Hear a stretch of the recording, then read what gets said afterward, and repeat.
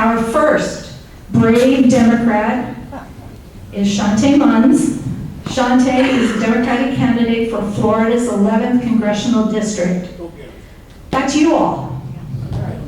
She's a native of Orange County and was raised in Orlando. She's a distinguished high school track and field coach, my husband would love that, at Lake Brantley High School, and has led the team to several titles over the last 7 years.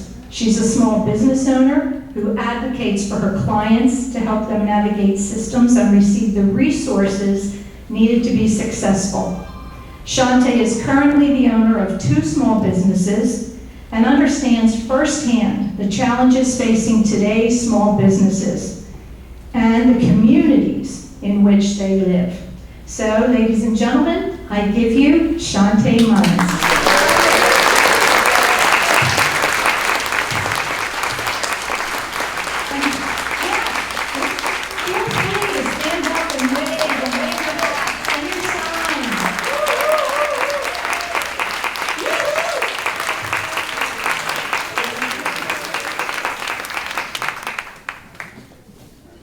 Good morning, everyone. Good morning. Now, you know I'm a track coach. I need more enthusiasm than that. Good morning, everyone. How are we doing?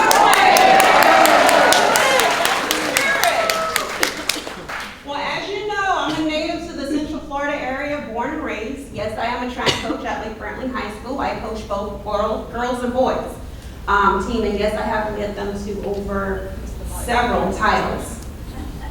Okay. Can you hear me now? Okay. I have led them to over several titles, mostly being first place. This past last year, we won district champions, state champions, regional champions, and conference champions.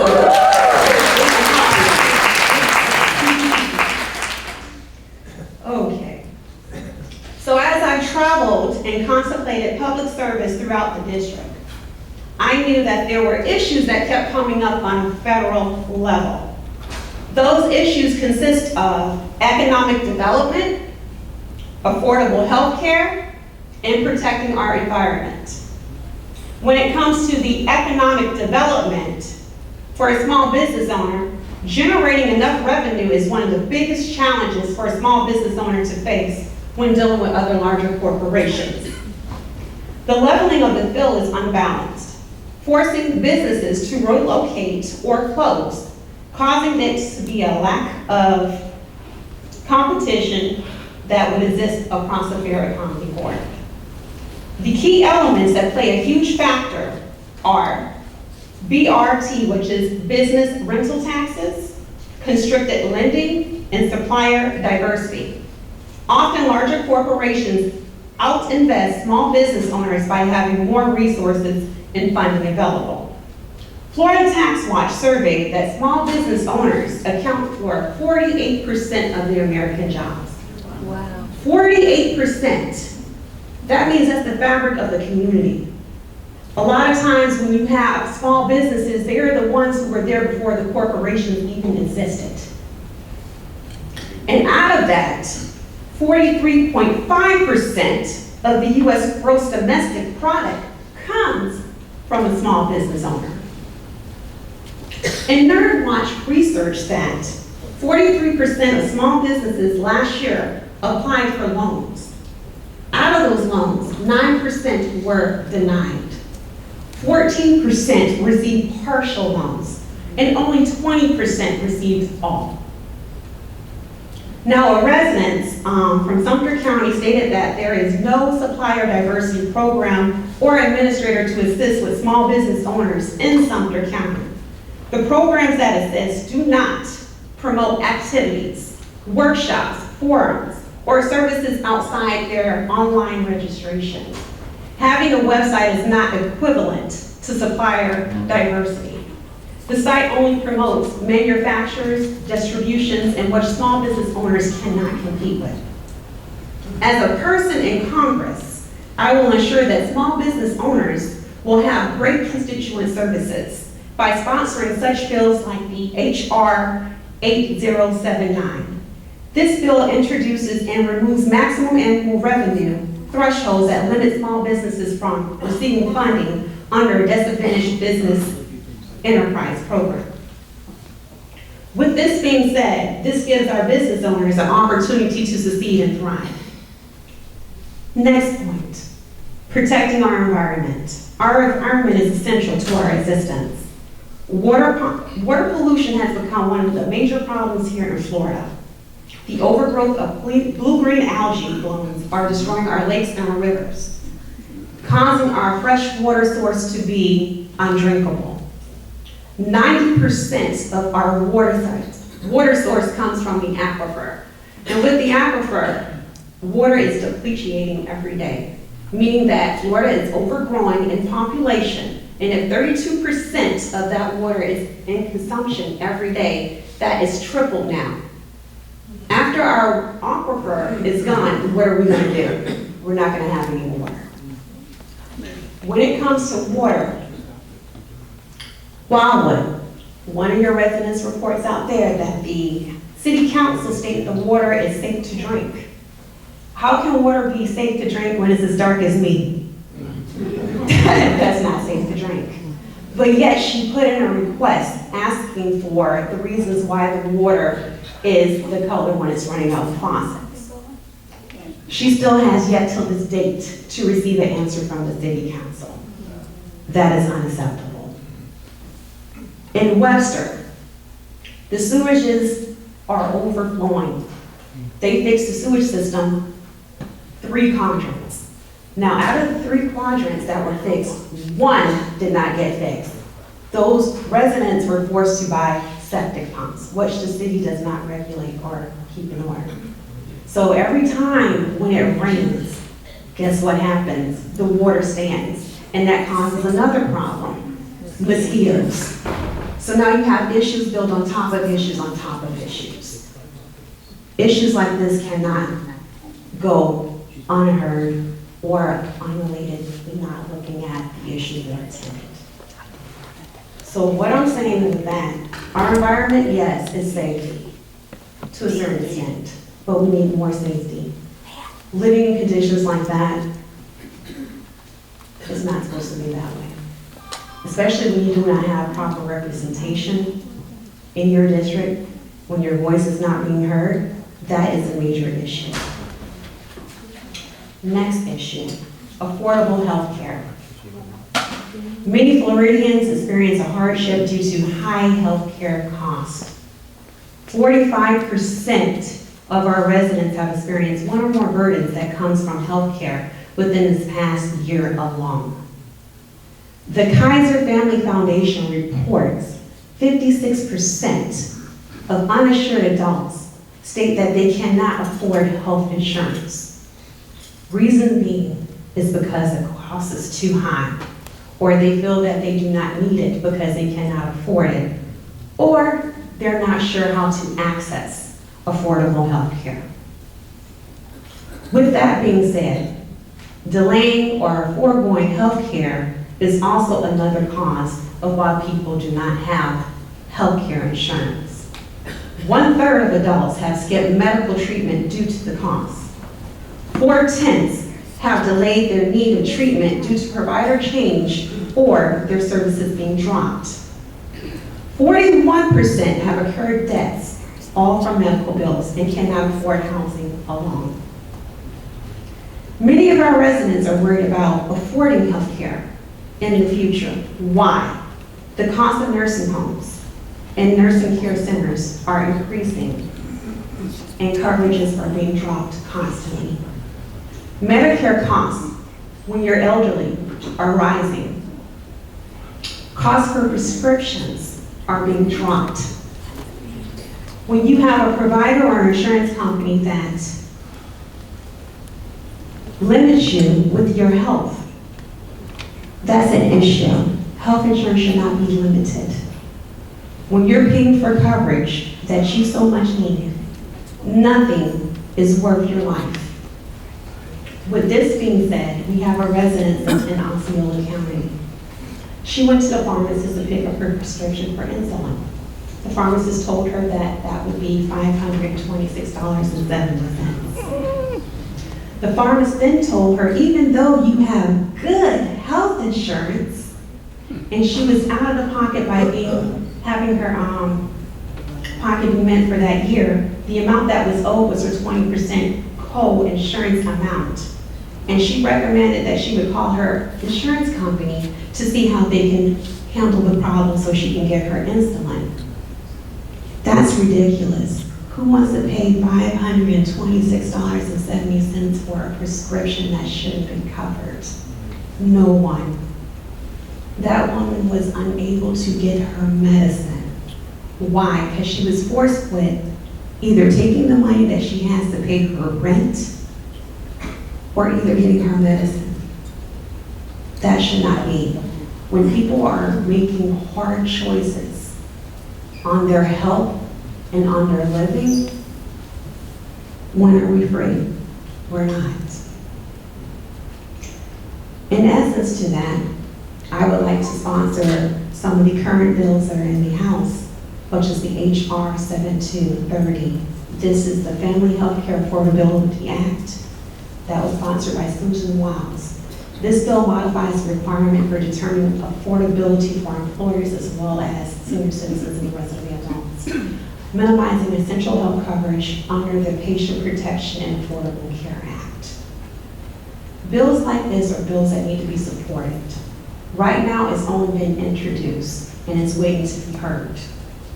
Currently, there is a fundamental disconnect between the congressional capability and the public expectations. My projection would be to close the gap by strengthening communications between constituents and Congress members. So with that being said, on August the 8th, when you go to vote, think about your livelihood. I'm sorry, November 8th. I'm behind, forgive me. I'm catching up though. November 8th. Think about your livelihood. Think about your family. Think about what matters to you. A lot of times people say that, hey, it's about the party. Let me tell you this, it's about the people, okay? It's about the people, not about the party.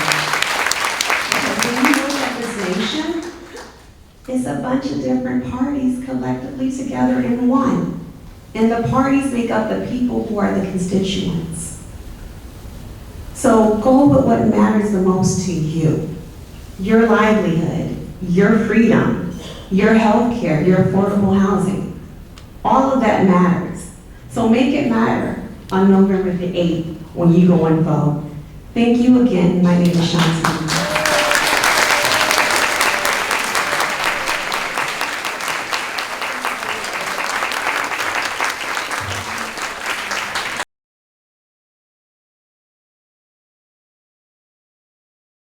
So questions, Q&A. Does anyone have any questions for me?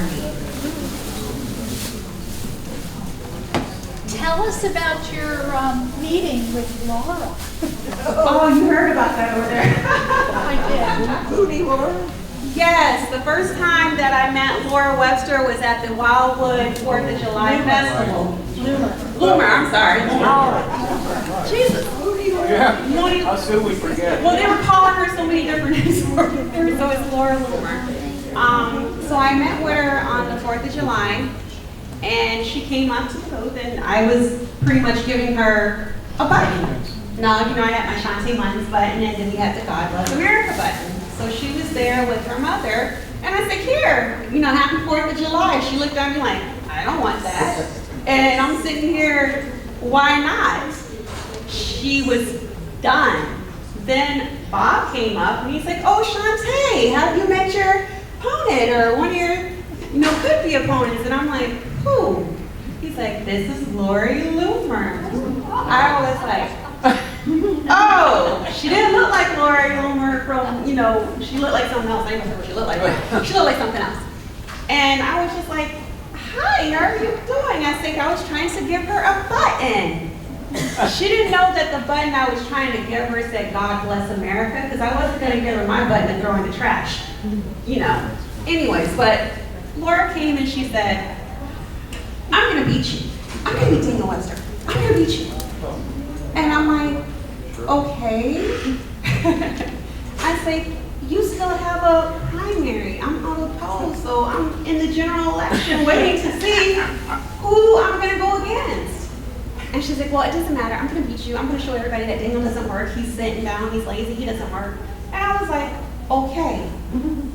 And then I looked around and I noticed it was a crowd of people around me just to see what I was gonna say back to Laura. So I was saying, okay, well, first you have to get through primaries. Once you get through your primaries, then may the best person win. As you all know, she didn't make it through her primary. She said her life was ruined, she cried, and I guess that's the end of her till next term. But They have a lawsuit. It was stolen. Weren't there? they said it was stolen. She's doing, isn't she? I mean, hey, when you can't face reality, what can you Terrible face? person, terrible person. You Bad can't. loser.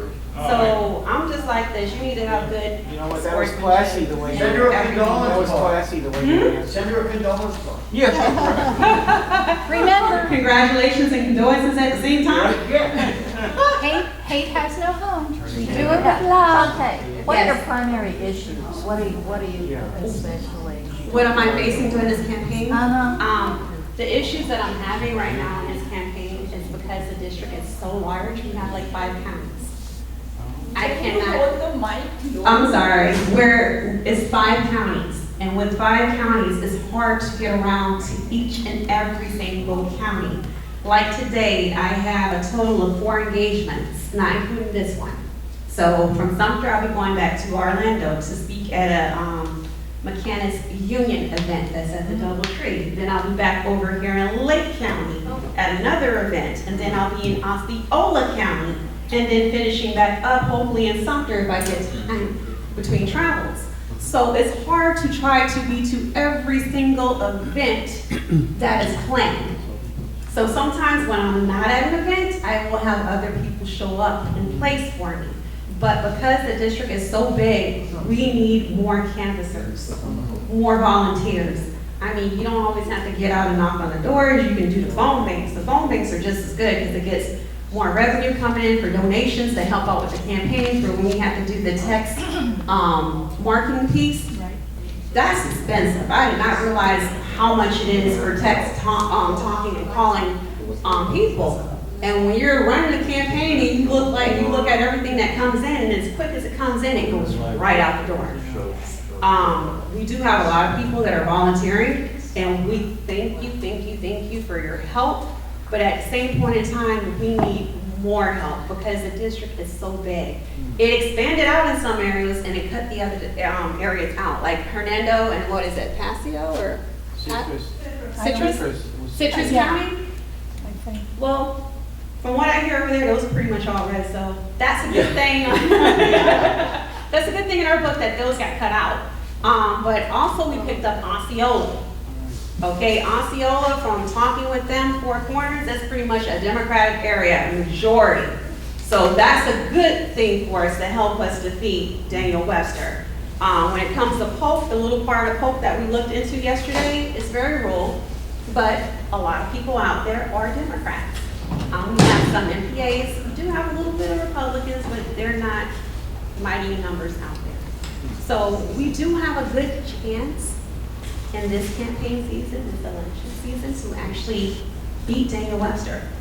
And then again, Laura Loomer, thank you very much for helping, telling your other Republican friends not to vote for Daniel Webster or show up. She won here in the villages. Huh? She won here in the villages. I know, but when she went to Twitter online and she said, please do not support or show up for Daniel Webster, I'm just like, okay, well, you're splitting your GOP vote. I'm staying out of it, but thank you. Yes. So there was a book written just a little while ago. I don't know if you can hear me. Dirt Road Revival. Okay. Maxim Chola. And she was a Democratic candidate in the most rural part of Maine, where no one thought she had a chance to win. And she represented exactly what she did in order to win her district. So her messages were clear, and how she went about it. Literally going and walking down to trailers and people that are just forgotten and introducing herself And it went from, why are you here? I would never vote for you, although no one has ever come and knocked on my door before, to where at the end, they would have a Trump sign and a sign for her. So the question I have is, what is your message for the Republicans in our district, in our county, to win their vote? And that's, what is your message? Okay, when I spoke with plenty of the Republicans around the area, we've knocked on doors, their first question is, what are you? Are you a Democrat or are you a Republican? Because some of you may have seen my signs and some of you may not have. They got the red, white, and blue all over them, but it does not say Republican or Democrat. And I did that specifically for a reason. Like I said on stage, it's not about the party, it's about the people. I'm more concerned with the people, what their thoughts are, what they want, what their thoughts are. So when you sit there and you think about what the people want, what they need, and not guesstimate what they need for the district, I've gone out, I've asked people, what are your concerns? Because I'm not going to come into a district and say, okay, I know what you want, I know what you need, without asking the people. You have to ask the people. And with the Republicans, what are your concerns? What are you gonna do about it? Yes, what are your concerns? What are you concerned with the most? So what are their 3 or 5 concerns? Education was one of them, Okay. one of the main ones with the Republicans. Education, surprisingly. 2? 2 was the economy. What are they going to do? What are you going to do for them at the economy? With the economy? Yeah. Okay, with the economy, basically with the education, because that was their main ones, go back. Put the history back into the classrooms. Why take the history out? No. Okay, that's a good point. That's you're what, saying. that's what But I'm gonna back do. to the economy. Build better constituent services, because somehow it's been a loophole to where your concerns doesn't get all the way to Congress. So somewhere in that loophole, we have to close the gaps, build better relationships with the people, and strengthen them. Because if you have relationships that are wasted by the end, pretty soon, no matter who comes in place, if you don't try to rebuild and restore those relationships, people are not going to want anything to do with you or the next person, even if they're trying. So we have to rebuild the relationships that were broken by Daniel Webster. Because obviously with Daniel Webster, he's just been sitting. He hasn't gotten out to engage with the people, to know what's going on, to know what their issues are or their concerns. And maybe he knows what the concerns are, but has he done anything? There are many issues in this district that have gone unresolved for quite some time now. And because they're gone unresolved for quite some time now, enough is enough. People are fed up. They don't want any more excuses. They just want results. 3. And 3, the environment. The environment.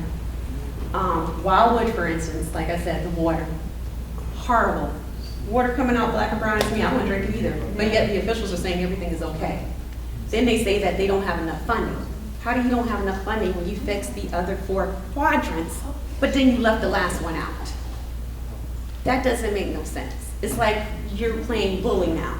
This area is better than the other area, that's why we're not gonna fund you, or we don't have enough funding. No, and I was told by one of the residents that the funding that was supposed to be used in that area actually went towards a development somewhere else. That's a shame. Then when you have in Claremont, they're having issues over there with their water as well. You got the blue-green algae and the pesticides and the fertilizers that are running in, but the city officials are covering it up. When they actually submitted a letter into the city officials and asked, hey, what are you doing about this problem? How can we resolve this problem? And this letter was sent in 2018, still to this day, no answer or correspondence to that resident. But we still have water issues all over Florida. Even in Orange County, I have a water filtration system. And the water that's coming out, it either smells like 1 or 2 things. Chlorine, high levels of chlorine. Chlorine levels are not supposed to be that high because once it's that high in the water, guess what? That's cancerous. That's not good for the human body. Yes. Or it'll smell like egg water. I'm pretty sure you smell that sulfur egg water scent. Now, how can you say your water is good and it's clean? And I mean, even if you have a system, it's not supposed to be smelling like that. And I called my people out, check my system. Hey, something's not right. My water's not supposed to be smelling like this. They're like, everything's fine with your system. That's on the city.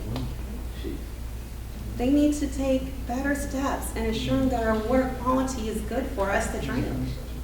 I think it's really important to listen to the people. We have people in Sumter County in the more rural areas, not in the villages, who really feel they're totally ignored.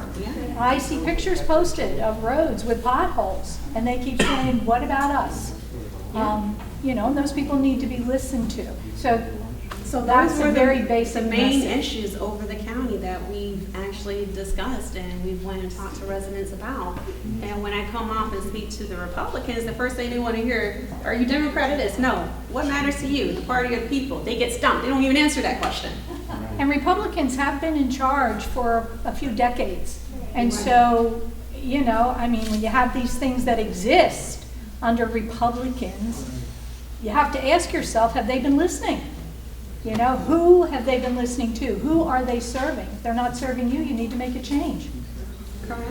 Yes, sir. Are you going to be having a debate with your opponent? We've asked, but no cigar, no answer. I mean, we've already kind of figured that going into the campaign, if it was Daniel Webster, that he wouldn't debate because he hasn't debated in how many years? Since 2011, I think it is. He doesn't even speak when he has a town whatever. He didn't show up at the last meeting. He just didn't show up listens. to. They're listening sessions. They're listening, he doesn't answer. Oh, it's a listening session, So- that's right. I'm just like, you know, I don't worry about that. My goal is to try to knock on every door that I can, to try to get every vote that I can, so that the people of this community will have better constituent services moving forward. Because it's just been too many issues that's been ongoing, unresolved, or we listen to you but turn a deaf ear and not do anything. No, time out for games. It's time to get serious, because now you're dealing with people's livelihoods, you're dealing with people's health care, you're dealing with people's everything that is around us. All plays a big part to what he's doing. So when you want somebody who's gonna stand up for you, at least try. We need you To in get DC. somebody to actually listen and to help and to build better services, so when you go and you make a complaint or say, hey, we're having issues down here, okay, I need to get a caseworker or whoever out there, go see what's going on. Please give me all the feedback so I know all the problems and we can figure out a way to find a solution to handle them. Everything is not gonna get done overnight, no. But one problem at a time can get handled and something can get resolved. Well, folks, I hope you feel like I do. It's wonderful to have seen Shante in person, up close. And I hope we see her standing on the Capitol steps with the new group of reps in DC.